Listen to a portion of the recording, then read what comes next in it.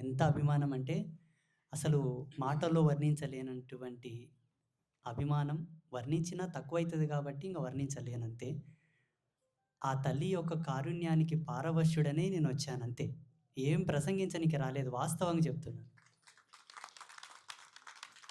శాస్త్రవచనం ఏంటంటే, సాధు దర్శనం అన్నిటికి సమాధానం. సాధువు యొక్క వాక్కు, ఆశీర్వచనం అన్నిటికి సమాధానం. వారి యొక్క సమస్తం, వారి గాలి తగిలినా సర్వం పావనం అని చెప్తుంటారు పెద్దలు. ఇక ప్రత్యేకించి మాట్లాడాల్సిన అవసరం ఏం లేదు. కాకపోతే ఈ క్షేత్రం చాలా మహిమాన్వితమైన క్షేత్రం అని ఒక మాట సత్యప్రమాణంగా చెప్తున్నాను. చాలా మహిమాన్వితమైన క్షేత్రం. ఇందాక అక్కడొచ్చి కూర్చున్నప్పుడు మీరు కళ్యాణం చూస్తున్నారు. నేను అమ్మవారితో ఆత్మ సంభాషణ చేస్తున్నాను.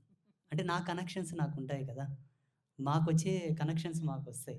చాలా అద్భుతమైనటువంటి దివ్య క్షేత్రం ఇది. చాలా గొప్ప మహిమాన్వితమైన క్షేత్రం. ఇక్కడ సమీప ప్రాంతవాసులు ఎవరైనాను కూడా ప్రతి శుక్రవారం, ప్రతి శుక్రవారం వచ్చి ఇక్కడ అమ్మవారికి 9 ప్రదక్షిణలు చేయండి. ఏదన్నా ఒక మనసులో మీరు అనుకోండి. తప్పకుండా మీకు సమాధానం మీ ఇంటి వరకు వచ్చేస్తది. మనకు భారతీయ వేద విజ్ఞానం ప్రకారంగా, మన ఆగమముల ప్రకారంగా ఒక్కొక్క క్షేత్రంలో ఒక్కొక్క కాజ్ ఉంటదని చెప్తారు. శాస్త్రీయంగా వేరే చెప్తారనుకోండి. మీ అందరికి ఇంగ్లీష్ బాగొస్తదని కాజ్ అంటున్నాను నేను. అంటే ఒక ఎనర్జీ లెవెల్స్ అనేటివి ఉంటాయన్నమాట. ఇక్కడ ఉండేటటువంటి ఎనర్జీ లెవెల్స్ వర్తమానంలో ప్రతి ఒక్కరికి అనుకూలతను ప్రసాదించే కోణంలో రిలీజ్ అవుతున్నాయి. అక్కడ ఉండేటటువంటి మూల చైతన్య స్వరూపిణి ఆ జగదంబ ఆ విధంగా ప్రసరిస్తుంది కాబట్టి ఇక్కడ ఉండేటటువంటి దైవత్వాన్ని మీరు డౌన్లోడ్ చేసుకోండి. ఒక సిమ్ కార్డ్ ఫోన్లో వేస్తే మనకి ఎలా సిగ్నల్స్ వస్తాయో, మీరు ఇక్కడ వచ్చి 9 ప్రదక్షిణలు చేస్తే అమ్మవారి యొక్క చైతన్య తరంగ శక్తి మీ ఆత్మతో అనుసంధానమై మీరు ఒక్కసారి అమ్మా నాకు ఇది కావాలి, నాకు అనుగ్రహించమ్మా అనగానే ఆ పని తప్పకుండా మీకు నెరవేరుతుంది. ఒక వ్యక్తి యొక్క బ్లడ్ శాంపిల్, యూరిన్ శాంపిల్ తీసుకొని అందులో ఏ విధమైనటువంటి రోగములు ఉన్నాయో చెప్పాల్సిన బాధ్యత వైద్యుడిది కదా! ఏ క్షేత్రంలో ఏ మహిమ దాగి ఉన్నదో, ఎక్కడ ఏమున్నదో చెప్పాల్సిన బాధ్యత మాదే కదా! అవునా కాదా? అందుకే అమ్మ మేము కాషాయం కట్టుకొని తపస్సు చేస్తున్నాము. అమ్మ ఆధ్యాత్మిక, సామాజిక, జాతీయత అత్యున్నతమైనటువంటి అభ్యుదయ వాదాలు పులికిపుచ్చుకున్నటువంటి తపస్విని. ఎవరు? అమ్మ. ఇప్పుడు ఎవరి చేతిలో నా చేతి ఉందో ఆ అమ్మ. అక్కడ గర్భాలయంలో ఉన్న అమ్మ కాదు, ఇక్కడ ఉన్న అమ్మ, నా పక్కలో ఉన్న అమ్మ. అమ్మ యొక్క ప్రేమకు నేను వచ్చాను. మరి ఇక్కడ కూర్చున్న వాళ్ళందరూ కూడా అందరూ మాతృమూర్తులే ఉన్నారు కాబట్టి ఒక చిన్న మాట. మన భారతీయ ఋషుల యొక్క దర్శనాల్లో కుటుంబ వ్యవస్థకు చాలా ప్రియారిటీ ఇచ్చారు. కుటుంబ వ్యవస్థకు, కుటుంబ నేపథ్యానికై మన ఋషులు చాలా కృషించారు. ఎందుకంటే అందులో ఎందరో ఋషులు ఉన్నారు. అందులో అందరూ కూడా గృహస్థులే. అందరూ రాజయోగ ధర్మంలో ఉన్న వాళ్ళే. ఏ కొందరో వాళ్లకు బ్రహ్మజ్ఞానం కలిగి వాళ్లకు అద్వితీయమైనటువంటి చైతన్యంతో వాళ్ళు లయించి సమాధి స్థితిని పొందిన తర్వాత సన్యసించారే తప్ప అందరూ గృహస్థులే. అందుకే భవిష్యత్తుని, రాబోయే తరాలను దృష్టిలో పెట్టుకొని రాజయోగ ధర్మానికి పెద్దపీట వేశారు. అంటే దాంట్లో ఉండేటటువంటి ఒక సూత్రాన్ని మనం మర్చిపోయాం. ఇప్పుడున్నటువంటి ఈ ఆధునిక పోకడాలకు బానిసలమై ఒకదాన్ని మనం మర్చిపోయాము. అది గుర్తు చేస్తాను మీరు చెబితే గుర్తు చేస్తాను. చేయమంటారా? ప్రతి తల్లి, ప్రతి మాతృమూర్తి 5 మందికి జన్మనివ్వండి. 5 మందిని కనాలి. ఆ 5 మందిలో కూడా టార్గెట్ పెట్టుకొని మరి కనండి. 3 మగపిల్లల్ని కనండి, 2 ఆడపిల్లల్ని కనండి. ఇంకా 9 మందిని కనమని చెప్తుంది శాస్త్రం. కానీ మరి మీరు భయపడతారని నేను చెప్తున్నాను. 3 మగపిల్లల్ని కనుక మీరు కంటే ఒకడు మీ వంశోద్ధారకుడు అవుతాడు. ఇంకొకడు ఇటువంటి మహనీయులుగా సంఘ సేవకై, సమాజ సేవకై, జాతి సేవకై పంపండి.